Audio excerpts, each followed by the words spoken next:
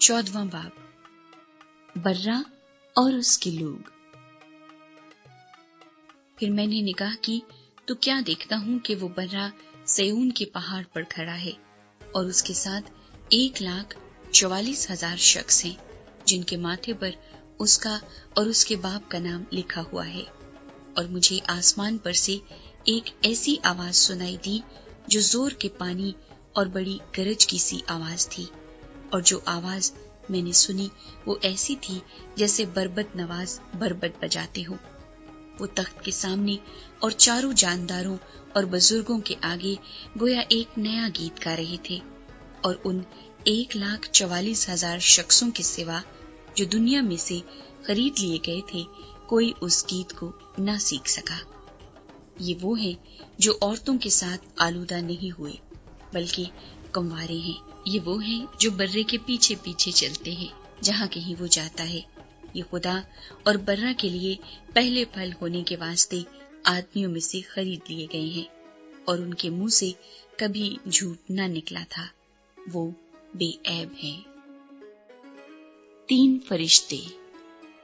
پھر میں نے ایک اور فرشتے کو آسمان کے بیچ میں اڑتے ہوئے دیکھا، جس کے پاس زمین کے رہنے والوں کی ہر قوم اور قبیلہ اور اہل زبان اور امت کے سنانے کے لیے ابدی خوشخبری تھی۔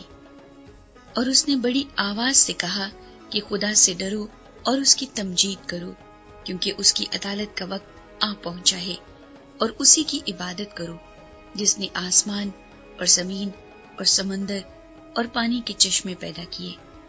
پھر اس کے بعد ایک اور دوسرا فرشتہ یہ کہتا ہوا آیا کہ گر پڑا وہ بڑا شہر بابل، گر پڑا، جس نے اپنی حرام کاری کی غضبناک میں تمام قوموں کو پلائی ہے۔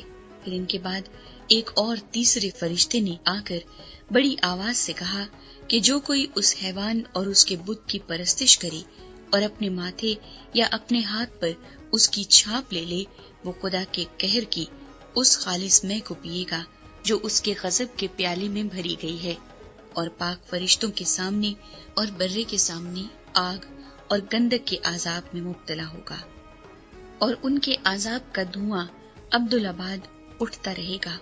اور جو اس حیوان اور اس کے بت کی پرستش کرتے ہیں اور جو اس کے نام کی چھاپ لیتے ہیں، ان کو رات دن چین نہ ملے گا۔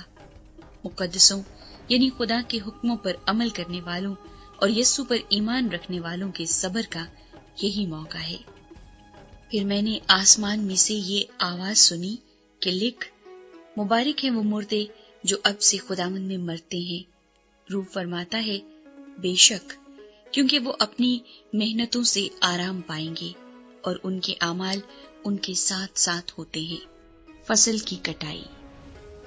پھر میں نے نگاہ کی تو کیا دیکھتا ہوں کہ ایک سفید بادل ہے، اور اس بادل پر آدم ذات کی مانند کوئی بیٹھا ہے، جس کے سر پر سونے کا تاج اور ہاتھ میں تیز درانتی ہے۔ پھر ایک اور فرشتے نے مقدس سے نکل کر اس بادل پر بیٹھے ہوئے سے بڑی آواز کے ساتھ پکار کر کہا کہ اپنی درانتی چلا کر کاٹ، کیونکہ کاٹنے کا وقت آ گیا، اس لیے کہ زمین کی فصل بہت پک گئی۔ بس جو بادل پر بیٹھا تھا اس نے اپنی درانتی زمین پر ڈال دی، اور زمین کی فصل کٹ گئی۔ پھر ایک اور فرشتہ اس مقدس میں سے نکلا جو آسمان پر ہے، اس کے پاس بھی تیز درانتی تھی۔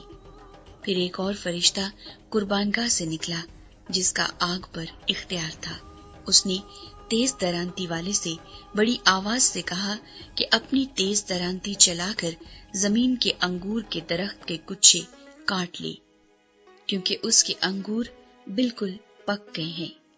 اور اس فرشتے نے اپنی درانتی زمین پر ڈالی اور زمین کے انگور کے درخت کی فصل کاٹ کر خدا کے قہر کے بڑے حوض میں ڈال دی، اور شہر کے باہر اس حوض میں انگور روندے گئے، اور حوض میں سے اتنا خون نکلا کہ گھوڑوں کی لگاموں تک پہنچ گیا، اور 1600 فرلانگ تک بہہ نکلا۔